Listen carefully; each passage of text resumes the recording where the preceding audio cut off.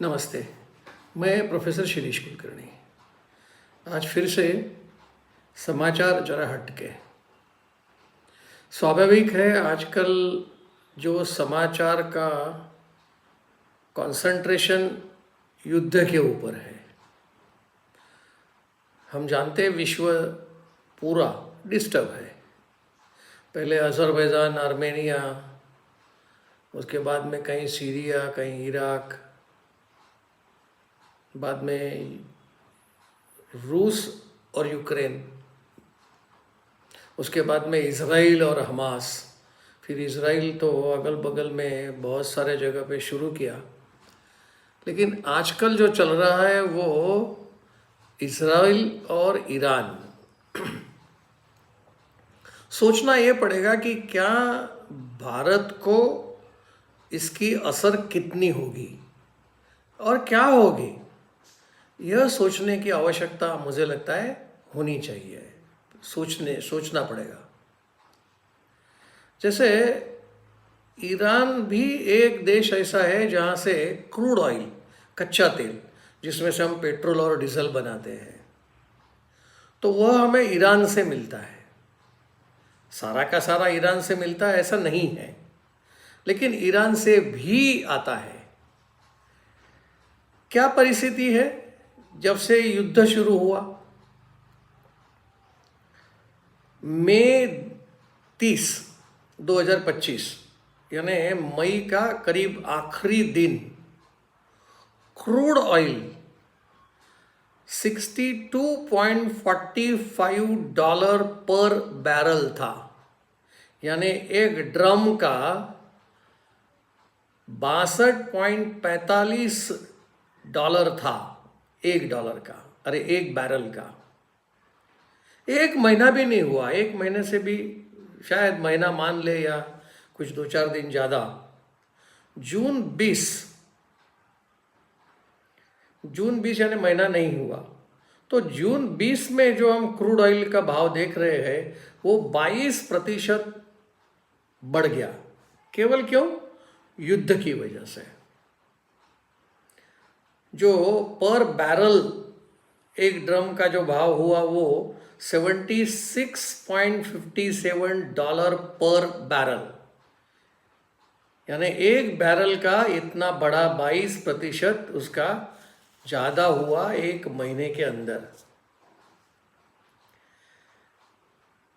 सिर्फ crude oil की ही समस्या है क्या? युद्ध की वजह से नहीं। शायद आपको आश्चर्य लगेगा, जिसका इस विषय से कोई संबंध नहीं, ऐसा स्वाभाविक मन में आता है, लेकिन ऐसा नहीं है। इसका संबंध भी है। सोने के भाव भी बढ़ गए। सोना जो 30 जून को था वह मई 30 यानी फिर से 2025 94,973 पर 10 ग्राम, यानी एक तोले का सोने का कीमत 94,973 इतना रहा।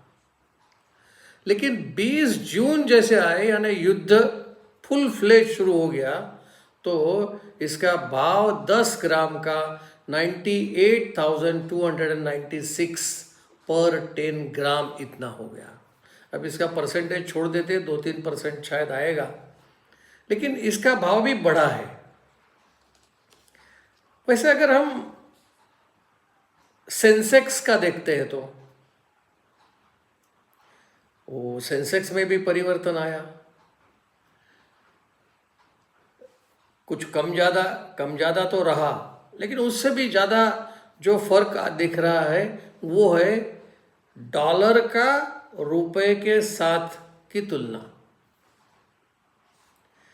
हम लोग करीब सोच रहे थे कि भाई 85 रुपीस पर डॉलर, ऐसा कुछ युद्ध के पहले चल रहा था। लेकिन जैसे युद्ध शुरू हुआ, हमारा रुपया घिस गया, उसकी परचेसिंग पावर कम हो गई। यानी आज की तारीख में $1 का 87 रुपीस देना पड़ रहा है। यानी रुपए का डॉलर के सामने अवमूल्यन हुआ, यह युद्ध की वजह से हुआ। यानी युद्ध की असर हमें हर जगह दिखती है।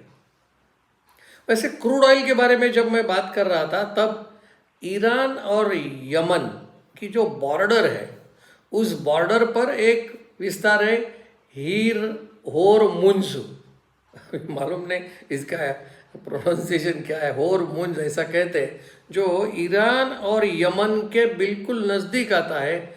उसी ट्रैक से स्ट्रेट वहाँ से ज़्यादा पूरा विश्व को, ज़्यादा से ज़्यादा सारा नहीं लेकिन विश्व को वहाँ से क्रूड ऑयल सप्लाई होता है। यानी सप्लाई चेन में यह ईरान चाहता है कि इसे हम बंद कर दें। उनके असेंबली में कहे या पार्लियामेंट में कहे, उन्होंने इसको बंद करने का तय किया, लेकिन उसके ऊपर सिक्का नहीं लगा है, सिग्नेचर नहीं हुआ है राष्ट्रपति का, इसलिए वो अभी हुआ नहीं, लेकिन शायद हो सकता है। तो जैसे ही ये सिग्नेचर होगी तो ये होरमुज़ करके जो जगह है यमन और ईरान के नज़दीक वाली, तो वह अगर बंद हो गई तो बहुत लंबा रास्ता ढूंढकर ये ईरान का क्रूड ऑयल जाएगा। सोचिए करीब 20 मिलियन बैरल, 20 यानी 200 लाख हम कहें, 200 लाख बैरल प्रतिदिन इसी कॉरिडोर से जाता है यमन और ईरान के कंबाइन जगह से। तो उसी तरह अगर हम गैस का भी सोचें तो करीब 25% गैस इसी रास्ते से जाता है, इसी कॉरिडोर से जाता है। अगर यह बंद हो गया तो क्या होगा, सोचना पड़ेगा। यानी युद्ध की असर पूरे विश्व पर होगी। हरदीप सिंह पुरी हमारे माननीय पेट्रोलियम मिनिस्टर है, उन्होंने आज सुबह स्पष्टता की कि भाई हमें क्रूड ऑयल के बारे में डरना नहीं चाहिए, हमारे पास इनफ स्टॉक है। तो करीब 2-3 हफ्ते 4 हफ्ते तक का स्टॉक हमारे पास या ऑयल कंपनीज के पास है, इसलिए हमें कोई दिक्कत नहीं आएगी। और ये भी साथ में कहा कि हम सिर्फ ईरान से ही क्रूड ऑयल नहीं लेते, ज़्यादा करके 35%, ज़्यादा कहूँ मैं तो रशिया से ही हमारा क्रूड ऑयल आता है। यानी शायद यह समस्या न आए ऐसा लगता है। चलिए आगे बढ़ते। मैं आपको जीएसटी के बारे में बात करने जा रहा हूँ। 22-23 ये तो एक ड्राइव चल रहा है और उस ड्राइव में central board of indirect taxes and custom CBIC यह जो है वो अटैक कर रही है जो लोग जीएसटी का पैसा नहीं चुकाते। वैसे कारण तो कई बार हमने देखे हैं कि भाई फेक ITC, फेक इनवॉइस वगैरह वगैरह, फेक रजिस्ट्रेशन। तो 22-23 के साल में यह इवेजन ऑफ जीएसटी यानी कर चोरों के पास से 1.01 ट्रिलियन रुपीस का इवेजन हमें मिला। कर चोरों का इतना पैसा ध्यान में आया। वही अगर हम 23-24 का देखते यानी उसके बाद वाले साल, तो वो उससे डबल हो गया, 2.02 ट्रिलियन रुपीस। इतना इवेजन, इतनी धोखाधड़ी जीएसटी के बारे में ध्यान में आई। तो चलिए इसके साथ साथ 24-25 का भी यानी फाइनेंशियल ईयर 25, तो उसमें क्या हुआ, तो 2.23 ट्रिलियन रुपीस यानी लाख करोड़ रुपए, 2.23 लाख करोड़ रुपए का इवेजन हमारे सामने आया। उसमें से कई लोग ऐसे स्वच्छता वाले ऐसा न माने या ईमानदार है ऐसा ना माने, उन्होंने वॉलेंटरी डिक्लेयर किया। तो ऐसे लोग भी है जिन्होंने करीब 29,000 करोड़ रुपए का सामने से पैसा जमा किया। एक अच्छी बात है कॉम्प्लायंस के बारे में। तो जीएसटी में करीब 94% जो एसएससी है यानी जीएसटी भरने वाले लोग, उनका जो मंथली या क्वार्टरली या हाफ ईयरली जो रिटर्न है जिसे GSTR3B कहते हैं, वो 94% लोगों ने भर दिया, यानी वो अच्छा हुआ। एक और बात है, इसमें जीएसटी वालों ने इसमें सोना भी पकड़ा। 2140 टन बोर्ड ने जो पकड़ा वो सरकार को जमा कर दिया, यानी जीएसटी में सोना भी आ गया और वो चोरी से लाए होंगे जो कुछ भी होगा, लेकिन उसको जब्त किया गया और दे दिया सरकार को। आगे बढ़ते हैं। शायद आपको मालूम होगा कि भाई अमेज़ॉन बहुत सारी चीज़ें करता है।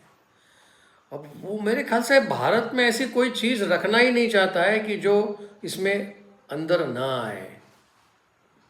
उसका पुराना जो चल रहा है वो तो चल रहा है, उसमें और एक ऐड हो रहा है।